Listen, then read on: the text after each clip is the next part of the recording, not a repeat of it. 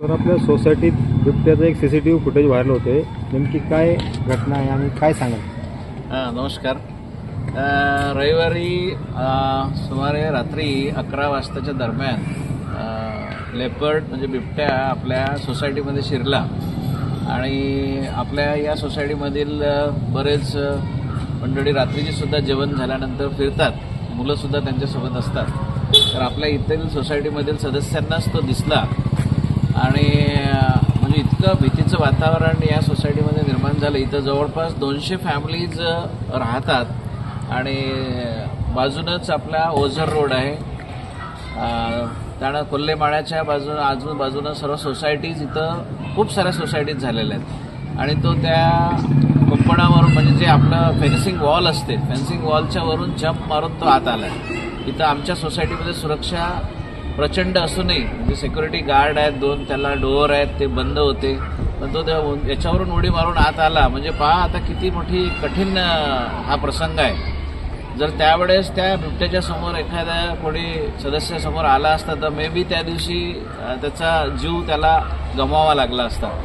तरी मला आपल्या जुन्नर तालुक्यातील आणि आपल्या नारायणगावमधील सर्व नागरिकांना असं सांगावं वाटतं की सर्वांनीच आता आपापल्या सोसायटीमध्ये आपल्या घराच्या आजूबाजूने आपल्याला लक्ष द्यावं लागेल. आपले जे फेन्सिंग वॉल आहे जवळपास ताराचं कुंपण पुन्हा आपल्याला 4 ते 5 फूट आपल्याला वाढवावं लागेल. आणि त्याचसोबत आपले जे शासकीय विभाग आहे गव्हर्नमेंटला सुद्धा माझी विनंती आहे, फॉरेस्ट विभागाला आणि जे काही त्याचे संबंधित खाते असतील, की तुम्ही जर आता असे बिबटे गावात यायला लागले आणि सोसायटीमध्ये घुसायला लागले तर आता काय करायचं हा फार मोठा प्रश्न आमच्या या सोसायटीमधील सर्व सदस्यांना झाला आहे. लहान मुलं, इथल्या ज्या महिला आहेत त्या इतक्या घाबरलेल्या आहेत की कसं करायचं, आता इथं राहायचं की नाही राहायचं, इथपर्यंत लोकांच्या मनामध्ये भीती निर्माण झाली. कारण की हे पहिल्यांदा असं नारायणगावमध्ये आमच्या सोसायटीमध्ये लेपर्ड आलेलं आहे. तुम्ही वन विभागाला कळवलंय का? हा, वन विभागाला आपण आपल्या सोसायटीतर्फे अर्ज दिल्यानंतर खासदार साहेब, आमदार साहेबांनाही प्रत त्याची दिली आणि या दोघांनीही खूप लवकर त्याची दखल घेऊन अर्जंटमध्ये आमच्या या सोसायटीच्या मागं पिंजरे लावलेले आहेत.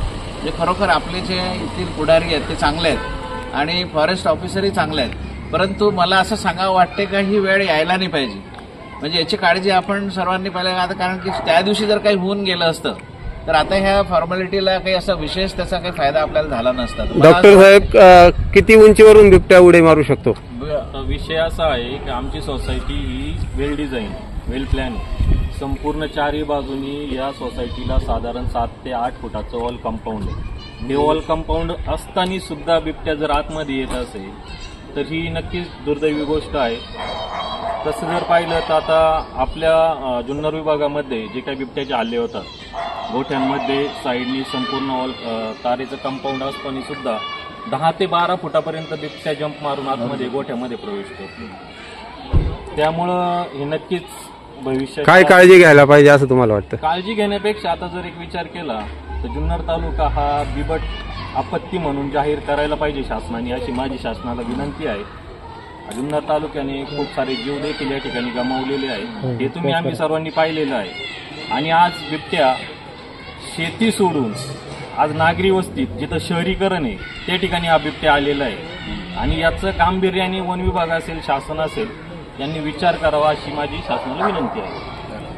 आपत्ती जाहीर झाली पण त्याच्यासाठी निधी असेल, त्याच्या उपयोग नसेल तातडीने केला पाहिजे. त्याच्यामध्ये आता प्रायोरिटी बेसवर जे काही यांना मिटिंग्स घ्यायच्या असतील, काय ठरवायचं असतील इतक्या लवकर, कारण की शेवटी गव्हर्नमेंट हे लोकांसाठीच आहे, सरकार ही लोकांसाठीच आहे. तर अशा ज्या काही घटना होतात त्याच्यासाठी लवकरात लवकर त्यांनी मिटिंग अर्जंटमध्ये लावून जे काय प्रयोजन करायचं असेल ते फास्ट करायला पाहिजे, डिसिजन लवकर घ्यायला पाहिजे जेणेकरून लोकांची सुरक्षा होईल. बाबा, आपण या सोसायटीचे अध्यक्ष आहात.